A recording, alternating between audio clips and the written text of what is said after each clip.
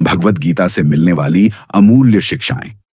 मन को नियंत्रित करने के लिए मन के शांत कोनों में, जहां विचार जंगल की आग की तरह बढ़ते हैं, वहां अत्यधिक सोचना, ओवर थिंकिंग, अक्सर हमारा सबसे बड़ा शत्रु बन जाता है। यह चुपके से आता है, छोटी छोटी चिंताओं को विशाल चिंता में बदल देता है और हमारी स्पष्टता, शांति और नींद छीन लेता है। इसके साथ साथ नकारात्मक विचार भी आते हैं, स्वयं के बारे में, दूसरों के बारे में और भविष्य के बारे में, जो हमारे निर्णय को धुंधला कर देते हैं और अंदरूनी उथल पुथल पैदा करते हैं। लेकिन यह कोई नया मुद्दा नहीं है। हजारों साल पहले कुरुक्षेत्र के युद्ध के मैदान में योद्धा अर्जुन भी इन्हीं भावनाओं से जूझ रहे थे, संदेह, भय और उलझे हुए विचारों से जकड़े हुए। और उस समय कृष्ण ने उन्हें कोई शस्त्र या रणनीति नहीं दी, उन्होंने उन्हें बुद्धि और आत्मज्ञान दिया। भगवत गीता कृष्ण और अर्जुन के बीच हुआ संवाद केवल एक आध्यात्मिक ग्रंथ नहीं है, यह मन को समझने और साधने के लिए एक मनोवैज्ञानिक मार्गदर्शिका है। यहां गीता की कुछ कालातीत शिक्षाएं दी जा रही हैं जो आपको नकारात्मक विचारों और अत्यधिक सोच से निपटने में मदद कर सकती है। 1. स्वीकार करें कि मन स्वाभाविक रूप से चंचल है। अध्याय 6 श्लोक 34 में अर्जुन कहते हैं, मन चंचल, अशांत, बलवान और हट्टी है। इसे नियंत्रित करना वायु को रोकने के समान कठिन है। क्या यह परिचित लगता है? अत्यधिक सोचने की प्रवृत्ति उसी मन से आती है जो हर चीज को समझना, नियंत्रित करना और तय करना चाहता है। कृष्ण अर्जुन के संघर्ष को नकारते नहीं हैं। वे मानते हैं कि यह कठिन है, लेकिन अभ्यास, अभ्यास और वैराग्य, विरक्ति से मन को साधा जा सकता है। सीख, अपने आप पर कठोर न बने। सोचना स्वाभाविक है, लेकिन यह स्थायी नहीं है। निरंतर प्रयास से मन को प्रशिक्षित किया जा सकता है। 2. आसक्ति नहीं, लेकिन प्रतिबद्धता बनाए रखें। गीता की सबसे गलत समझी जाने वाली शिक्षा है वैराग्य। वैराग्य का मतलब उदासीन होना या भाग जाना नहीं है। कृष्ण हमें कर्म में लगन से जुड़े रहने का उपदेश देते हैं, लेकिन फल की चिंता के बिना।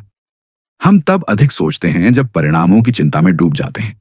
अगर मैं असफल हुआ तो, अगर वे मुझे पसंद नहीं करेंगे तो, अगर योजना असफल हो गई तो। गीता 2.47 में कृष्ण कहते हैं, कर्म करने में तेरा अधिकार है, फल में कभी नहीं। सीख, पूरे मन से कर्म करो, लेकिन भविष्य की चिंता में मत उलझो। परिणामों पर नियंत्रण छोड़ो, यही मन को शांत करता है। 3. वर्तमान क्षण में ज्यो, कर्मयोग। कृष्ण बार बार कर्मयोग, निस्वार्थ कर्म का मार्ग पर बल देते हैं। यह किसी इनाम के बिना कार्य करने की बात नहीं है, बल्कि पूरे मन से कार्य करने की बात है।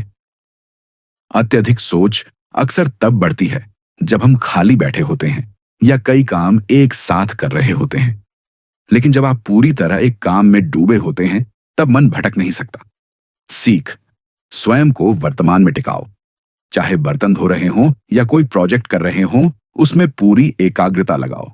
यही सरल एकाग्रता, चलती फिरती ध्यान प्रक्रिया है और यह अत्यधिक सोचने की शक्ति को कम करती है। चोर, मन की रुचि अरुचि से ऊपर उठो। अध्याय 2 श्लोक 38 में कृष्ण कहते हैं, सुख दुख, लाभ हानि, जय पराजय को समान समझो।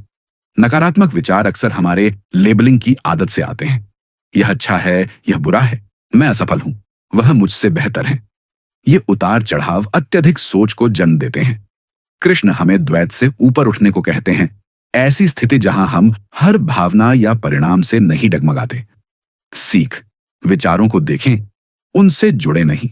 जब नकारात्मक विचार आए, पूछें, क्या यह पूरी तरह सत्य है?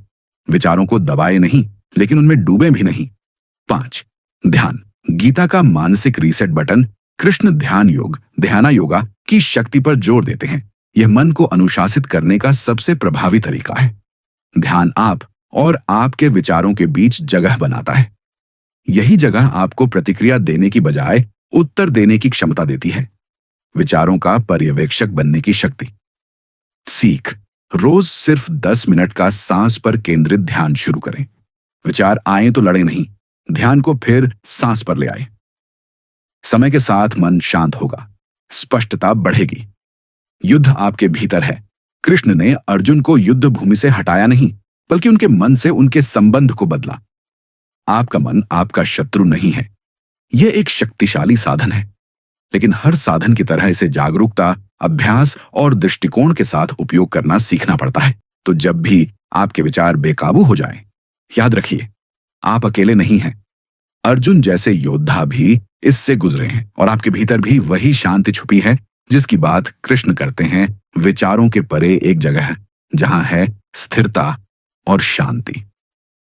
वहीं से शुरू होता है सच्चा आत्मनियंत्रण।